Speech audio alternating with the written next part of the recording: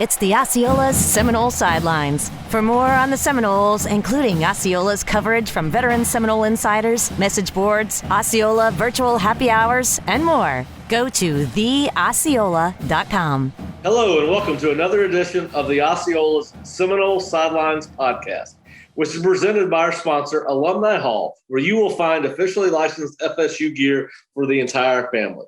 Please visit Alumni Hall at alumnihall.com or visit their Tallahassee store location at 1817 Thomasville Road. My name is Pat Burnham. I'm a football writer for the Osceola and host of Seminole Sidelines. My guest today will be Osceola Publisher Jerry Kutz, Osceola Managing Editor Bob Ferrante, and Osceola Recruiting Analyst and President of Elite Scouting Services, Charles Fishbein. But before we get started, I do want to remind our Osceola subscribers that you can log on to the Osceola and click on the Alumni Hall ad to receive a 20% discount code for online purchases and sign up for your membership card to present for in-store purchases. All right, guys. First of all, I want to welcome Jerry and Charles for joining us. Thanks for joining me, guys. A lot to talk about, particularly on the football front. And, of course, FSU has just named its new president, too. So we're going to get into a little bit of football recruiting, a little bit of FSU naming its new president. Then we'll get into a little softball, baseball. Then we're going to come back and get into a little bit more football after that. But, Fish, right now, all the talk around Florida State has to do with the potential transfer of Cain Madden, a Marshall offensive guard who entered the portal about a week and a half ago. It was second-team All-American, AP All-American this past season, and was first-team All-Conference. And so a lot of people think that it's down between Florida State, Virginia Tech, and South Carolina for Cain. What are you hearing about the potential Cain Madden transfer and Florida State's recruiting of Cain? I mean, the tea leaves look like they're leaning towards, the kid coming to Florida State. They did a great job of not only right when the kid jumped into the portal, it seemed like everybody on FSU's staff plus every football player on their team greeted this kid, and he seems to be soaking it up. He seems like he likes the attention that probably he didn't get coming out of high school. I think he was a walk-on coming out of Ohio that went to Marshall and ended up earning a scholarship and becoming either a first-team or second-team All-American at Marshall. But it looks like Florida State's done a good job, and the kid's going to probably end up a Seminole at the end of the day. And, it's a much-needed help, especially we've talked about it. It's the one position that Florida State struggled the last 4 or 5 years is on the O-line. And anytime you could bring in a veteran that's got as many snaps and experience as someone like Cain has, it could only help the offensive line out.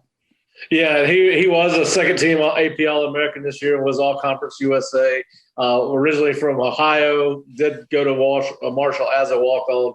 Obviously, and like you said, he is probably enjoying some of the attention he did not get coming out of high school. I mean, he is one of the most coveted transfer portal prospects right now, regardless of position, and particularly for FSU's offensive line, could be a huge addition. I've watched some film on him. He's certainly a very solid player. He's a shorter guy. He's about 6'2", 300 pounds. Is not going to wow you with his athleticism by any stretch of the imagination, but certainly a guy that I think we all three will agree will be a plug-and-play guy for the Florida State offense. And, Fish, in your opinion, you've got Dylan Gibbons already on board from Notre Dame. And it looks good for the chances of adding Cain Madden. What does that do for this offensive line? What does it do for Mike Norvell's offense, in your opinion?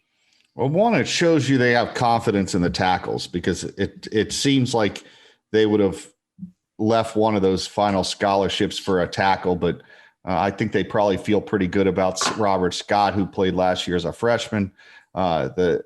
Devontae Love Taylor's coming back from an injury, but they must feel pretty good about where he's at. The whole thing is, and this as well, is you got to throw numbers on the O-line. What both he and Dylan Gibbons provide, also not only a competition, is forcing the guys that are already there to have to work harder to get better, or they're not going to be just handed their jobs. but both of these guys are versatile enough to play multiple positions on the O-line.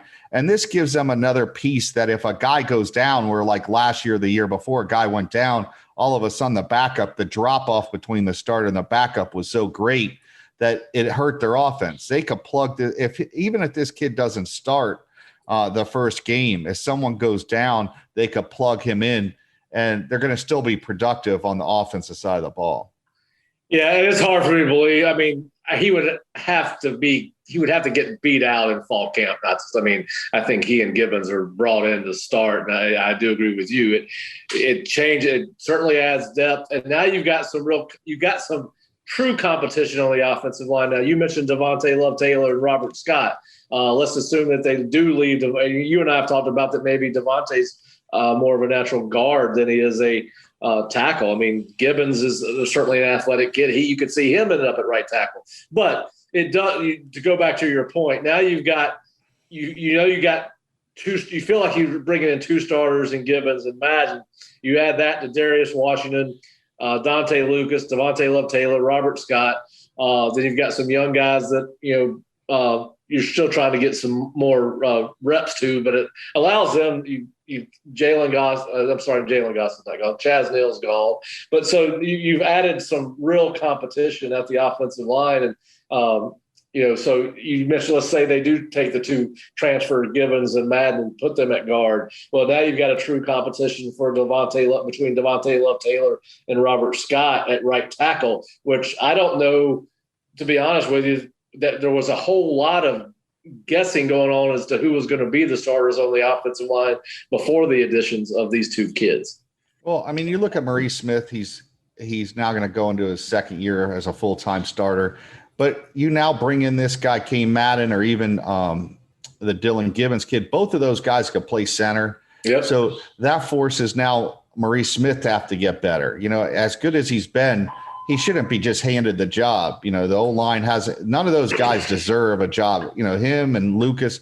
Lucas is another one that needs to be pushed. You can't argue with Lucas's talent. It's an inconsistency from game to game and even play to play. I mean, you don't know if he's going to snap and even make it to the next play or get the team a 15-yard penalty. But they seem to get him to calm down by the end of the year and start to play better, and he played better in the spring. But having somebody behind Lucas pushing him and forcing that kid to work hard could only be good for this program. I mean, Lucas needs to be motivated and pushed. He doesn't need to just be handed the job. I think that's the biggest problem they've had on the O-line is a lot of the guys that have started have had no competition behind them to really push them to earn those starting jobs. And being part of a football program, competition breeds guys to become better. And that's something that these guys need up front. Well, I agree. And, listen, it certainly would help make a young kid like Dante probably more competitive. He is a competitive kid. We see that in the way he gets after on the football field. But certainly he would hopefully make him more consistent, knowing that he's got an experienced guy. But listen, I think if the accolades that Cain Madden has won as a college football player are legitimate, he is a starter in Florida State's offense. If he is legitimate All-American, he is a starter without a doubt. Florida State does not have an All-American on its offensive line. He would be one of your top five if those accolades are accurate, which kids are overrated all the time. But certainly I think it does help. Obviously these guys have a chance to give this offense a chance to be successful with a guy like Mackenzie Milton, the quarterback. We've stated for the last 3 months that we think it's going to be both Jordan Travis and Mackenzie playing quarterback this year, but certainly a stronger offensive line gives you a chance to improve your pass protection, which was not very good in spring. It certainly wasn't very good the last couple of football seasons. So I think it's got a chance to be a huge deal if they can get him. I think it could change. You basically given your offensive line group a facelift. And it also, Fish, as we talked about, we were kind of shocked that they only signed 2 high school offensive linemen in this past recruiting class. It kind of offsets your concerns there from a number standpoint too. Although, as we've talked about, you got to build that position group and all positions groups through high school recruiting, but certainly helps offset the lack of numbers that we have talked about for the past couple of months, particularly at offensive line. Jerry, have you had a chance to watch Cain at all? Or Yeah, I have. And I agree with what you guys are saying in terms of it brings an experienced guy into a very shallow pool of players. You know, I noticed in some studies I had done that Clemson and Alabama, programs like that, they'll have 20 offensive linemen. In the last few years, maximum, we've had 15, 12 to 15. And only 7 that are really in the rotation. So this gives you much needed depth. So I really agree with that. The other thing I was thinking is if you have an outstanding guard or center guard combination, I think it makes it a little easier on the tackle on that side. And in years past, we have not had a dependable left guard. Maybe dependable, but not outstanding. And so maybe that'll help Washington at left tackle if Cain is going to play left guard. So those kinds of things, I think it helps everybody when you don't have a weak link in the chain. Yeah, and I think hopefully, we'll see some natural improvement, progression from these younger kids like Washington who are going to finally benefit from a full summer offseason program with the coaching staff and with the strength and conditioning coaches. So, you would hope to see some of these guys continue their development. But certainly, I think it certainly changes your expectations of this team to bring in some guys that can come in and play right away. Fish, speaking of bring guys that can come in and play. Obviously, the dead period ends starting June 1st. It's, contact period.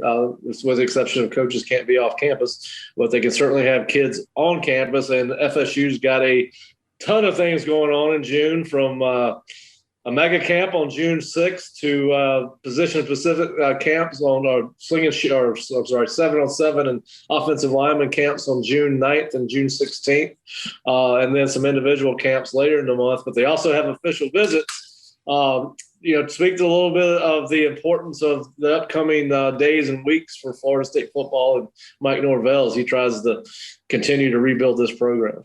And it's huge. You haven't been able to get these kids on campus now for over a year. The coaches haven't been able to be on high school campuses now 2 springs in a row. I had this discussion the other day. Usually when I've been doing this for 20 years and I've been going to every spring practice. I've been doing the 7-on-7s. I go to the summer camps, and you see your eye tells you, hey, this guy got bigger and stronger than the year before. Not being on a campus for a year and being able to go to see these kids this spring, man, guys got a lot bigger than I thought or originally thought they would, not seeing them after a year. So you don't want to take a kid who's a sophomore that maybe you looked at him and he looked good, but he stopped developing or he peaked out. And then some guys, Shamar Stewart, who we're going to discuss in a little bit, who they're recruiting, he's a defensive end out of Pace. He was 235 pounds. He was a nice sized kid, but I went out there the other day and he's 260. And this kid looked like Andre Wadsworth.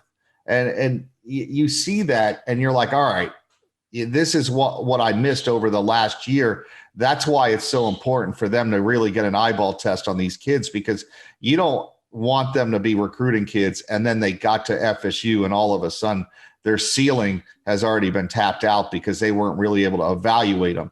And a lot of the evaluation isn't on film. It's being able to see what they look like from year to year, how they've matured as an individual. Are they coachable? Being around other kids, other coaches, how are they going to respond at a football camp when they're challenged? A lot of that's been missed. And I think it's huge for these guys to finally be able to break through and have that happen, especially at their mega camp. Obviously they're going to get a chance to see a ton of kids. There's going to be a ton of college coaches in Tallahassee that day from about 50 different schools, all different levels. One of the things I'm excited about in June will be the padded offensive and defensive lineman camps. Fish, what kind of walk us through what advantage? I mean, most people do not have padded camps anymore. What are the advantages, particularly from an offensive and defensive line coach's standpoint, in having these kids in shells, shoulder pads, helmets? What can they see that they would not be able to see otherwise? Well, you're going to see the physicality of kids, and if they're willing to stick their head in there and actually get physical with somebody, and that's what happens when the pads come on and the helmets come on. UCF has been doing one of these like team camps, but padded camps for a while now, and that's where I've seen guys like you find out what guys become boys to men real quickly when they put those helmets on and the pads on, and if they're willing to really get physical and want to play football. Anybody can do a drill in shorts, but once that helmet comes on and the pads come on, you find out, guys' manhood comes out real quick. So I think it's huge, and I love the padded camps. I think they're great. Yeah, I agree, and that is one I am going to be at. I cannot wait to see both those weeks of padded camps, and they're going to go, I believe, a session in the morning and a session in the afternoon, so you get a chance to see these kids twice, and they'll have 2 weekends, and I'm sure they'll have some repeat guys at both camps. But looking forward to that. 707, of course, they'll have that on the same weekend over, I'm sure, at the rec fields, but certainly a lot of busy days for this staff. And then, of course, you got the 5 kids scheduled for official visits on June 11th. We have talked about Terrence Gibbs, running back from Winter Park, on our last podcast, as well as offensive tackle Camino Luba from Bradenton IMG. We also talked about Daughtry Richardson from Miami Central, another offensive tackle, and of course Omar Graham, the linebacker from Fort Lauderdale. We spoke about him, but one that has been added to that list for that particular weekend is E.J. Leitzy, an inside linebacker from Fitzgerald High School in Fitzgerald, Georgia, 6'2", 210. What do you know about EJ, and what do you like about EJ? No, I turned on his film. He's one of my favorite linebackers this year. Reminds me a lot of Telvin Smith. He can flat out fly. He's athletic, and he's an every down linebacker. A lot of these guys we talked about, they got to have DB skills now because of the spread offenses, and his ability to move laterally and close. I mean, he closes super quick. I mean, when he sees his instincts take over and he sees where the ball's going, the closing speed, he's able to close gaps really quickly. And I think he has the ability athletically to line up against a tight end or an H-back and not get overwhelmed because he does have size. He's one of my favorite linebackers. I mean, he's right up there at the top of my recruiting board if I was in the recruiting office. I just think he's a big-time get. I think he's severely underrated, and like I said, he reminds me a lot of Telvin Smith. Yeah, and obviously a position of great need at Florida State in this recruiting cycle. I think we both agree with that. They need to bring in, probably 3 or 4 linebackers, to be honest with you. Will they stick with a 4-2-5 after this particular year? They'll always play a version of it, obviously, because it's a nickel defensive package, but it is their base package. And obviously we think it's going to be their base package going into this next season, but some of that is due to the numbers at linebacker. But they do have 2 good ones coming in here that first weekend, which is Omar Graham Jr. and EJ Leitzy. So hopefully those visits will go well. Obviously it's been a busy time for colleges in May. They've been recruiting, probably more so off huddle and those kind of things, with high school coaches filming their practices. But who are some of the hot names that we need to pay attention to coming out of the May, what used to be a May evaluation period? One of the guys that got on that I believe they just offered this last week, there's a guy named Jai Celestine. They call him G7. That's his nickname, and that's what he's known as. Listen, how a kid's good is when one team like Miami Palmetto was playing Central, and I was up in the press box, and the Central coaches were like, man, that dude's the real deal. I mean, it's when coaches from the other side, especially a school like Central, is praising a kid, the kid's the real deal. Now, he reminds me a lot of Greg Reed. He's about 5'8". Florida State offered him, I think, as recently as the last week or two. He will knock the living.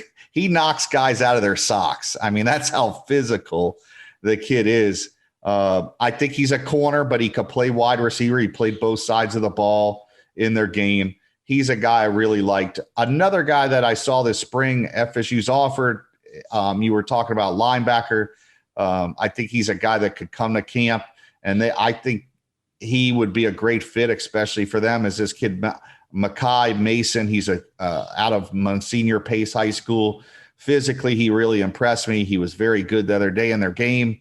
I really like him. I think he's a guy that's going to be heavily recruited, especially at that linebacker position, because there's so few really good ones. He's a guy that I think that they're going to make a run at that position, as the linebacker position. Yeah. Speaking of watching tape, I watched some updated tape on Marvin Jones Jr., who is scheduled for an official visit, obviously the son of Marvin Jones, Shade Tree.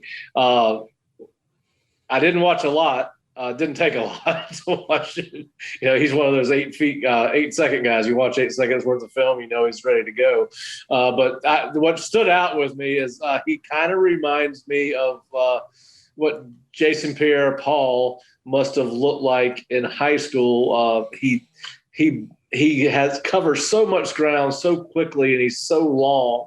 I'm going to tell you what, I know they brought in some good kids this year at defensive end, but Marvin Jones Jr. is different.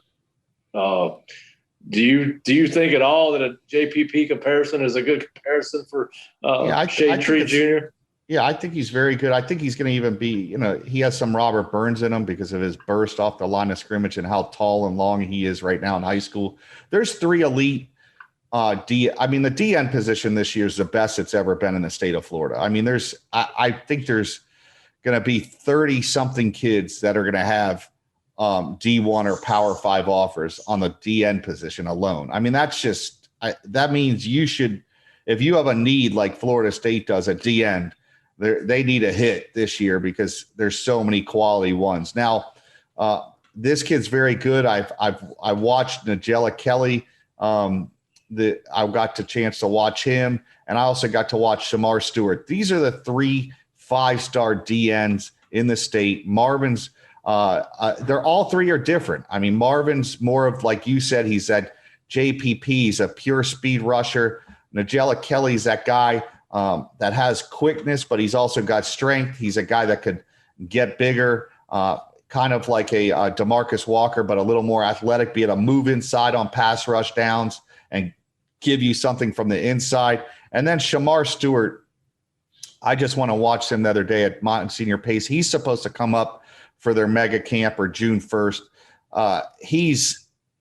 This is a no-brainer prospect. I mean, he's a guy that honestly has a lottery ticket, should be a top 5 to 10 pick in the draft one day if he doesn't screw it up. I mean, physically, you just look at his lower body, it's a tree trunk on a human being. And what was amazing was his ability on the backside pursuit. When you watch a 260-pound kid running backside pursuit, chasing guys down and tackling them in space, and he's 255, 260 pounds. And this kid that's going to be 290 pounds in college and still playing D end, you know how talented those guys are. They don't grow on trees. So those are my 3 top guys, and all 3 of them, FSU's going to have a chance at. If they could pull one, you're doing great. If you could pull 2 of these 3, the days of like last year where 0 sacks or 1 sack from the DN position will end super quickly if you pull 2 of the 3 of these guys. Yeah, well, it was certainly fun to watch that updated tape on Marvin Jones Jr., I can tell you that. Hey, like I said, June, very busy month between camps and official visits. Florida State is at 9 commitments right now towards its 2022 class. Where do you think the number of commitments will be by the time we end the month of June? Well, you got to look. I mean, who are the guys that they actually have a shot at? The Quayshawn Sapp kid and the Charlton kid are both making their decisions pretty soon. So one or both of those guys could possibly be in the boat. I think the linebacker that you brought up from Stranahan, he's another one. So you're probably looking at a minimum of 12 and maybe as many as 15 coming out of the summer camps heading into their senior year. Yeah, and we're starting to see more official visits in the summer. I think some of that's due to these kids are ready to go visit. They haven't been able to go visit anywhere officially or unofficially for quite some time. And obviously these guys are just now eligible for official visits now that they're entering their senior year of high school. But anyway, I think it's going to be an interesting month for June. It will not be a slow month as it was very slow last June, as we all know, when the world was virtually shut down, but certainly a busy time for FSU in the recruiting on the recruiting front. And Jerry, it's been a busy time for Florida State off the field, and Florida State recently named Richard McCullough as its next president. He will replace President Thrasher. He's currently at Harvard as vice provost of research. And they announced earlier this week that he would be coming on board as Florida State's unanimous choice to be its next president. What do we know about, I guess now, President McCullough and his experience and what he's going to bring to Florida State, not only as an academic community and a research university, but also as a athletics program?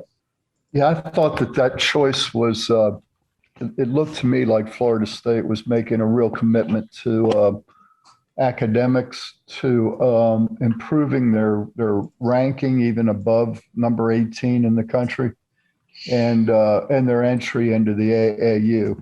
I mean, this guy's got all that pedigree, and in fact, all three of the finalists did. What I found in him he said a lot of the right things about Florida State athletics during the interviews, which we've transcribed and put in the Osceola for our readers' enjoyment. But there was something else in his background that caught my eye that I think is relevant for our fans to think about and observe as we get to know McCullough. One is, he was born in Texas and was the first person from his family to go to college.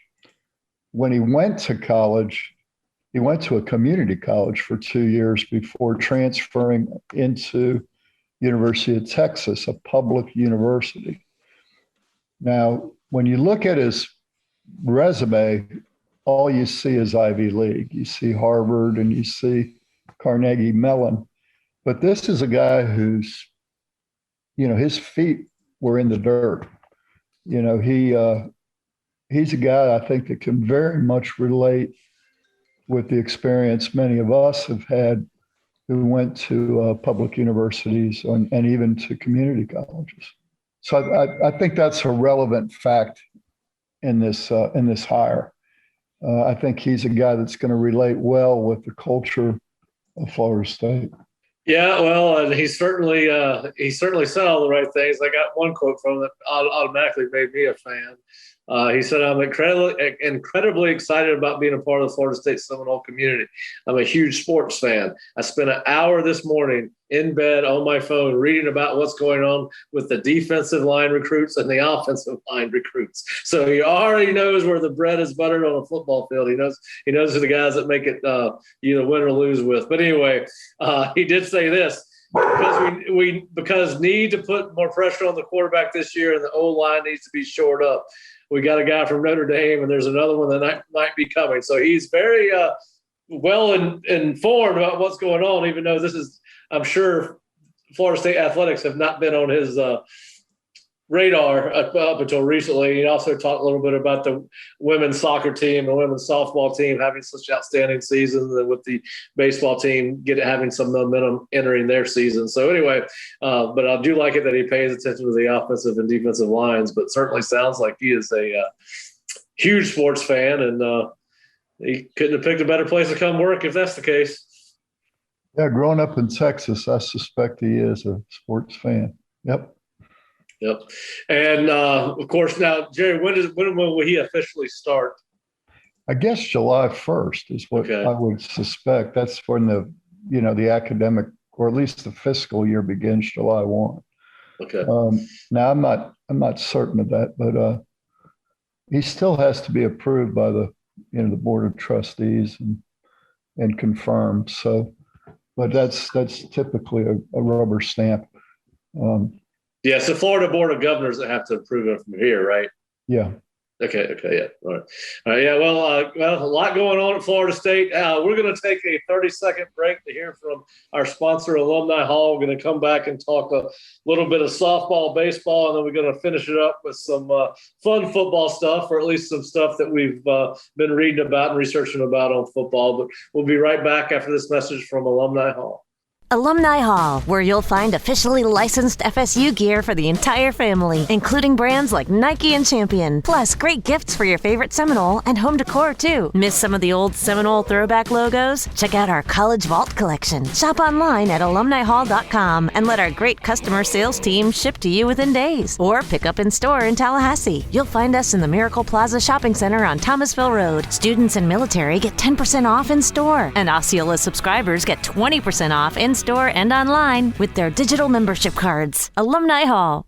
All right, Bob, let's talk a little ball and stick sports. It's a big weekend for softball and baseball. Softball is at LSU for the Super Regional against the Tigers. And then, of course, you got the Florida State's baseball team is in Charlotte for the ACC tournament. Did not get off to a good start yesterday and may or may not play a meaningful game on Friday. So let's start with softball. Both you and I got a chance to attend the regional here in Tallahassee, which featured UCF, Kennesaw State, and Auburn, and obviously Florida State more or less ran right through the tournament. But one of the things I want to talk about is the fact that it's the first sporting event you and I have been to since last academic sports calendar year where there was a crowd, a full crowd. There was 100% occupancy or capacity rules for the regional. We had, obviously 18,000 people in an 85,000 seat football stadium.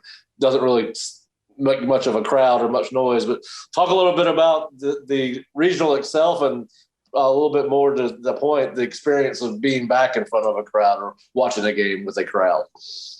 I thought the atmosphere, I went Saturday and Sunday. The atmosphere was really incredible. And when you say it's 100% capacity at softball, it's really like more than 100% because you have people on the berm, down the left field line, behind the left field fence, in the parking garage. You got the animals in the shaded part of the parking garage. You got the crazy folks getting sun up on the top of the parking garage. So it's a real capacity crowd with a lot of energy. And that was a really fun atmosphere. It was kind of neat. It was reflective of where we are, I think, as a country. A lot of us have been vaccinated. We're able to go out without masks on. We feel comfortable out there. And it was just cool to talk and watch really some entertaining ball games.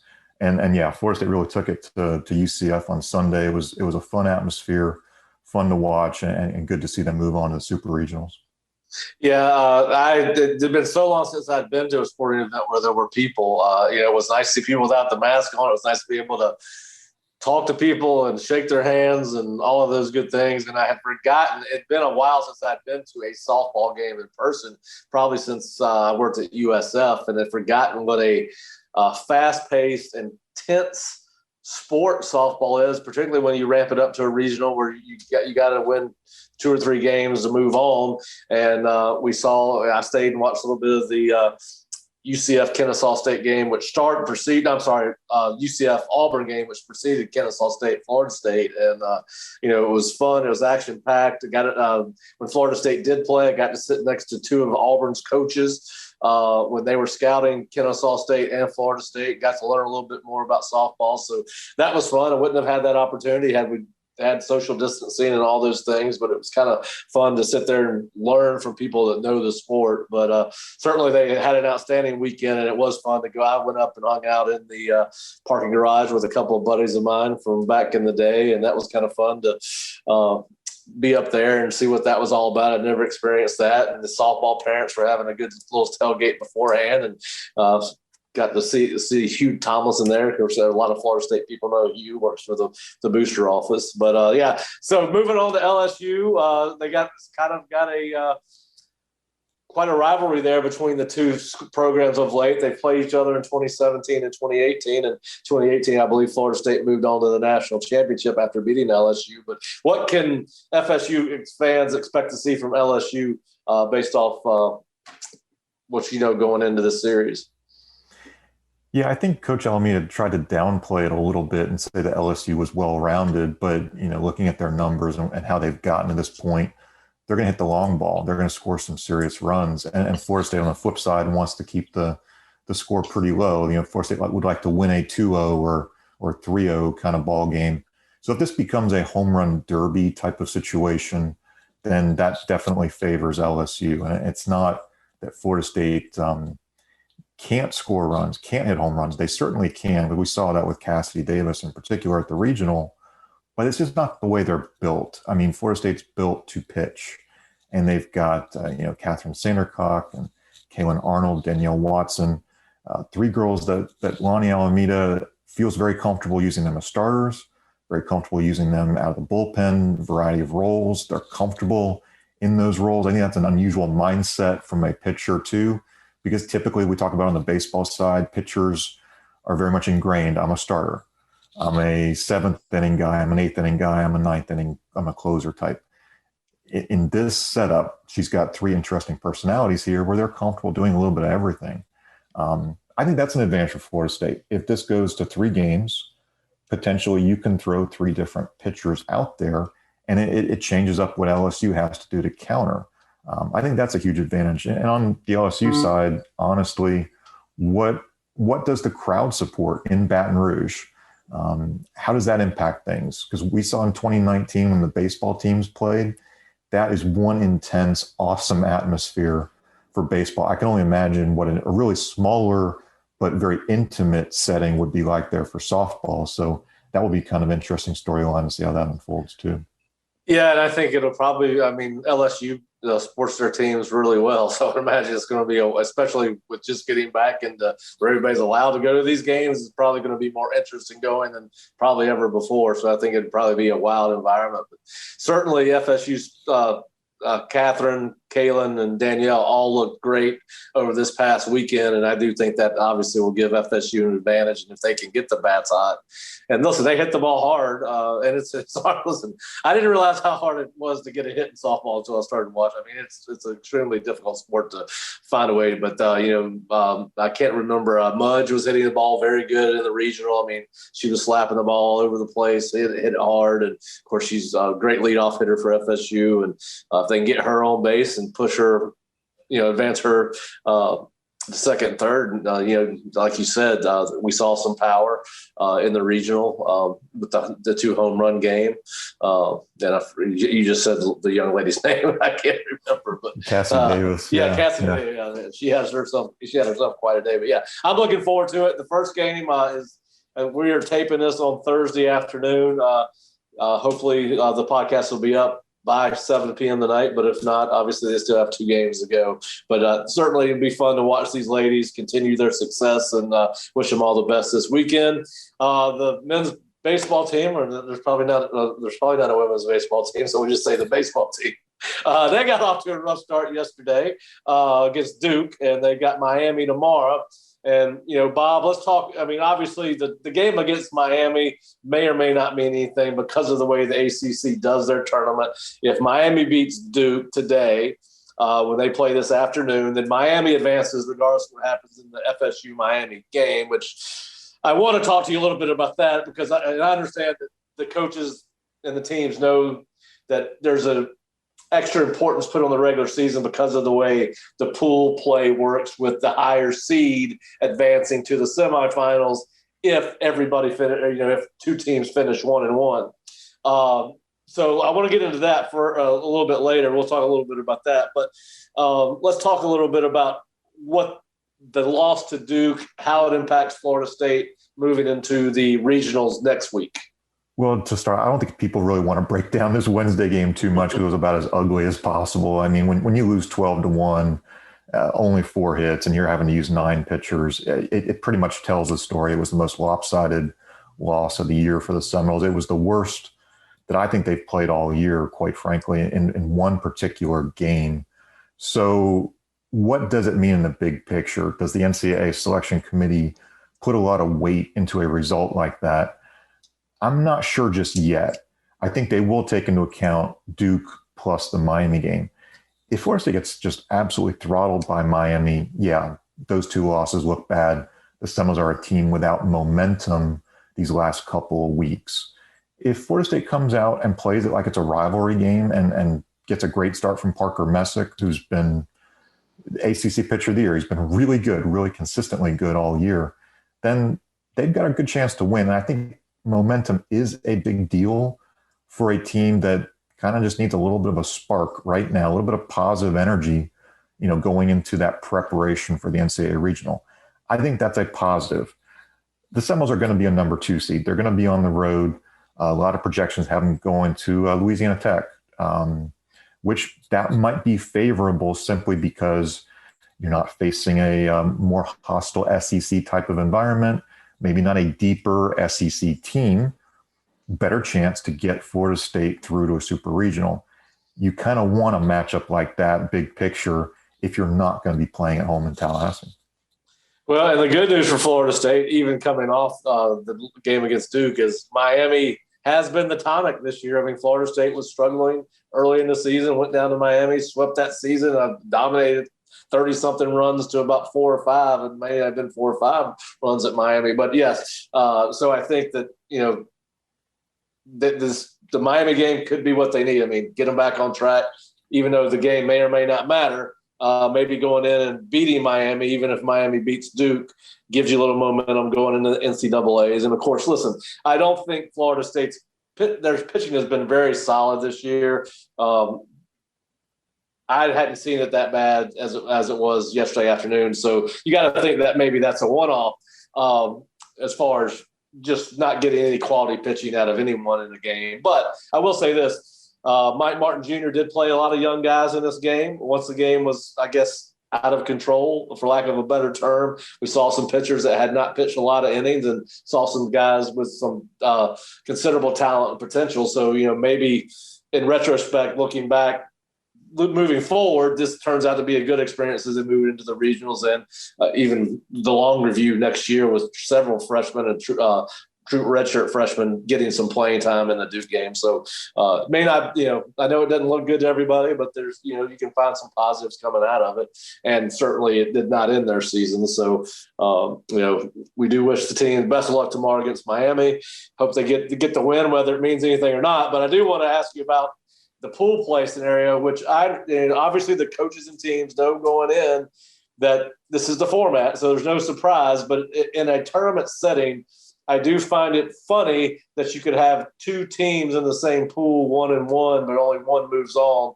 And one of the reasons they've said they've gone to this is because it protects players from playing too much, overuse of the arms by the pitchers mainly. All right, so let's assume that Florida State they will play Miami on Friday, but they play that game. It may not matter. If Miami beats Duke today, Miami is in, regardless of what happens against Florida State. So how do you sell that this is, to me, somebody's needs to be able to outright win their bracket. I understand that what they're doing is trying to put a premium on the regular season. I get that. But if Duke beats, or if Miami were to beat Duke, and they'll be favored in this game today, they're a higher seed, Florida State will play a game that has no benefit other than giving it some momentum going into the regionals, but it doesn't have anything to do with the tournament. Does not factor into the tournament. How do you like this format? I mean, I think we both understand that they're trying to save games, save wear and tear primarily on the pitching staffs, but I mean, what do you think about the pool play format? I'm not a fan right now. Of course, Florida State lost, so it puts them at a disadvantage going out. Yeah, I'm not in love with the format, but I'm not exactly sure I know the formula to fix it either. I think this whole, the higher seeded team would advance. Well, what about the head-to-head value of pool play, for example? Like that would be more important to me. If we're just looking at what a small improvement could be, I think that's one answer. Look, I think all coaches will give you different answers about the value of ACC tournaments. When you look at sports like basketball, what value does that truly have? Some coaches will say very minimal. Some will say, well, it's great if you can win a title and then have that momentum. You look at track and field, it's a great event for track and field to then kind of propel you into that NCAA postseason. You want to see the competitiveness of the great teams going head to head. In baseball, it feels a little bit different. It just doesn't feel like it's that same argument. I did see Tim Corbin with Vanderbilt talking on the SEC network. He said, you have to get these guys back into tournament play, into the tournament concept, because you're really not playing tournaments throughout the season. You're playing a true regular season. In his view, he likes it. So I think coaches and players like the tournament format. I just don't think we like the execution of the ACC tournament format. It just doesn't feel right. It feels like you are trying to save arms and that stress for the regionals, which clearly are far more important. I think the ACC got to figure out a little bit of something, maybe just that tiebreaker edge to start, just some kind of little tweak so that the two games are more meaningful than they are now. Yeah, well, and baseball is a sport that's played in series, right? Most of the time, you're playing a 3-game series, and you either win or lose that series. We always we hear so much about the rubber game, and someone took the series from the other. And the other. All right, so Florida State beats Miami tomorrow, hypothetically. All right, there's almost no difference in their seeding. They're 4 and 5. They're seeded 4th and 5th, and FSU is 3-0 against Miami this year. So I understand that there's a method to their madness, and they're trying to do it for. And listen, you're right. The ACC tournament, if you know you're already in the regionals, is really just a couple extra games. Now, yeah, you want to win it. I'm not saying that, but at the end of the day, Florida State knows they're going to play in the postseason after the ACC tournament. But anyway, I'm not on board with FSU going 1-1 in the tournament, which they have to beat Miami to do, and then beating Miami 4 times in conference play and not advancing further than Miami. So anyway, we'll talk about that later. Well, Bob, I appreciate you joining me for the baseball portion of the segment, and hopefully you'll be back later talking a little football with us. Yeah, absolutely. We talked a little bit about the Notre Dame game earlier. When we referenced the position offensive line. I was socializing the other day and ran across a guy. We started talking football, and he offered me 15.5 points and Florida State. Fish, should I take that bet? Against the Notre Dame game. I look at it as it's a little closer to what the odds makers made it. I think 9.5. I think that's a little more fair. When you start to talk 16 or 17 points, if Florida State, and they're going to be an offensive team this year, gets it, I think they're very possibly, at worst, they could get a backdoor cover on something like that, where late in the game you think you have it covered, the large number. I just don't think Florida State's going to get blown out by Notre Dame. Brian Kelly showed last year in the game that he could have easily put up a lot more points. He even shut it down inside the red zone last year. I saw him coach a couple other games where they were very heavily ahead in games, and he takes his foot off the brake. He's not somebody that just pours it on. I think he has respect for other coaches, that even if the game was within that number of 16 you're looking at, I think that he'd pull his foot off the gas even in that game, and Florida State would get a late number. So tell your buddy you'll take his money from him, and I think you'll be all right. Jerry, would you take 15.5 points in Florida State? All day long. I was at that game last year at Notre Dame, and Notre Dame could have beat us by any score that they wanted to, like Fish said, and Kelly did back off us. But they lost their offensive line. They've lost Book at quarterback. We've improved. I've got to believe that here on our home field, you're safe with that bet. Yeah, and that went into my thinking. I think Notre Dame is going to be a very good football team. I don't think they're going to be as good as they were last year. Lose a ton of offensive linemen, quarterback. I think they lost a tight end, lost some very key defenders, and it's the first game, right? First game. So I think Florida State's got a chance to be competitive with them, particularly if you continue to improve as a program, but you're catching them at the right time, I think, if you want to play competitively with them and potentially upset them. Yeah, they're a conservative team, and the strength of their team is going to be their backfield. They got 2 great running backs. You talked about they lost a tight end. They did lose a tight end, but the tight end that's coming back is probably a first-round pick. So they're going to be doing a lot of like dink and dunk. I wouldn't be surprised if that as long as Florida State doesn't turn the ball over, that game will be within the number that the odds makers even have it. Yeah. Well, I feel pretty good about it. I think I'm going to take it, but I haven't decided yet. All right. Go for it. Both you and I will we follow a website called Coaches Hot Seat Rankings, and they rank all 130 coaches from 1 to 30.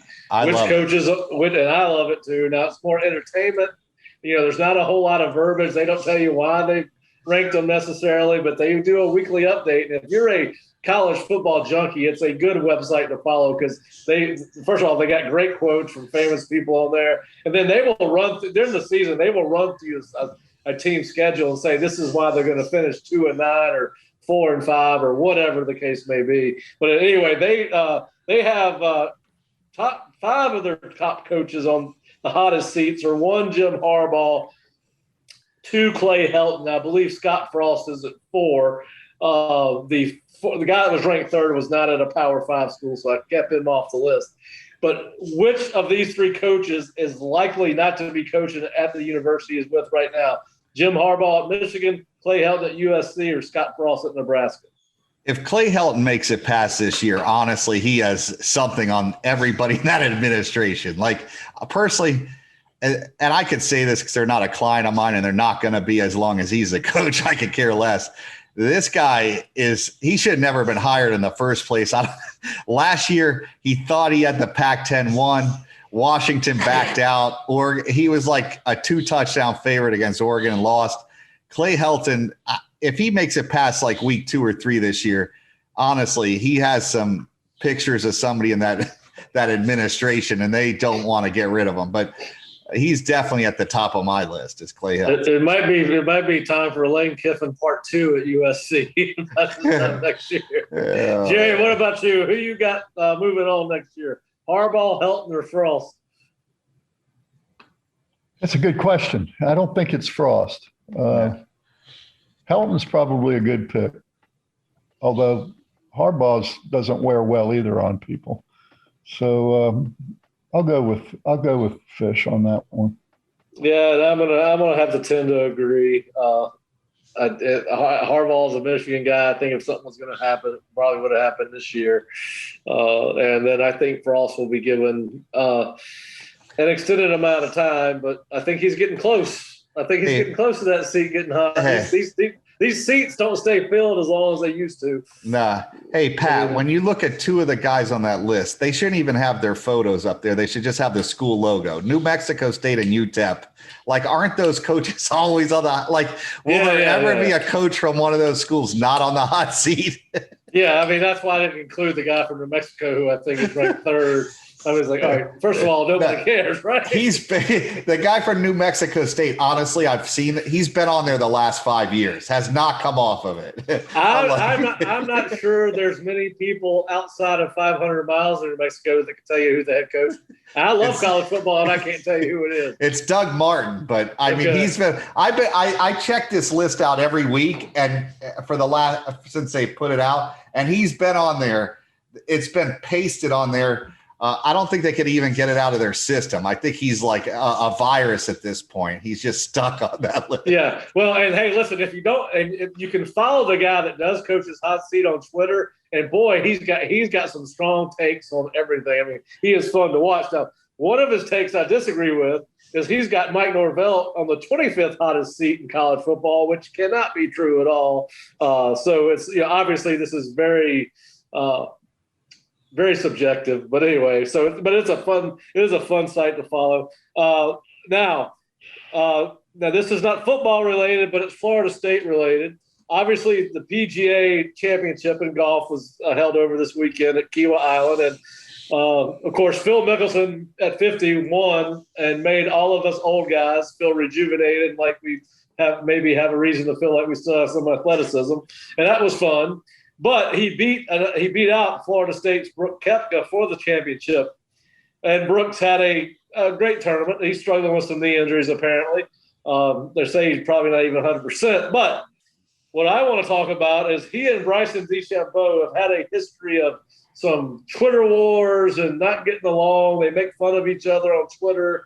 Bryson has basically indicated that Brooks indicated that maybe Bryson was doing some steroids or something. Bryson made fun of Brooks's body image photos from the Body Image, Sports Illustrated, or ESPN, whoever does that. And then there was a little something that happened to him in post-tournament press conferences past weekend where Brooks was clearly irritated by Bryson, and there's been some back and forth on Twitter already after this. But anyway, it's gotten to be such a public thing that one of the Vegas odds makers actually put out odds about who would win a charity boxing match between Brooks Koepka and Bryson DeChambeau. Brooks Koepka is by far the favorite. He is minus 180 favorite, and so you bet 180 to win 100, and Bryson DeChambeau would be the underdog at plus 140. You bet 100 to win 140. If this actually was a thing, Fish, are you taking Koepka or DeChambeau in a boxing match? I don't know. DeChambeau is a big guy. I mean, I know Brooks is, but man, he looks like a tank. I wouldn't want to mess with the guy. Now, he may be a little stiff and he can't move that well. So, Bryson maybe to get some blows in, but I wouldn't mess with the other guy. Yeah, they're golfers. I'm not sure I want to see two golfers fight, but maybe I bet Lee Westwood would be a pretty good fight. I mean, good Englishman, Irishman. I bet he'd be a good fighter, but I'm not sure about these two. But Jerry, if Brooks and DeChambeau were to get in the ring, who are you putting your money on? I always take the Seminole. Yeah, I agree. I think he's got a little bit tougher mentality. You got to be wary of the quiet guy, right? Brooks, other than Twitter, is a fairly quiet guy compared to Bryson, who pontificates on every single shot that he takes and complain it's never his fault when he hits a bad shot. But I'm going with Brooks. But anyway, that was kind of just a for fun thing. But there is actually a line on a proposed charity boxing match. So anyway, well, guys, we covered a lot of ground today. I appreciate you guys joining me, and we will be back next week or the week after to have a little bit more talk about Florida State football, and hopefully Florida State baseball and softball will still be advancing in their respective regionals. So guys, thanks for joining us, and we'll talk to you guys next week. For our subscribers, thank you for listening. For our listeners, thank you for listening. And please remember, if you're an Osceola subscriber, that you can go to the Osceola.com, go to the Alumni Hall ad on the right side of the page, click on that ad, and sign up for a 20% discount code, or sign up for your membership card to use for discounts on in-store purchases. So I'd like to thank Alumni Hall for sponsoring the program, and thank Jerry and Fish for joining me again this week, and we will talk to you soon. This has been another edition of the Osceola's Seminole Sidelines. To subscribe to the Osceola, go to theosceola.com. Go Noles!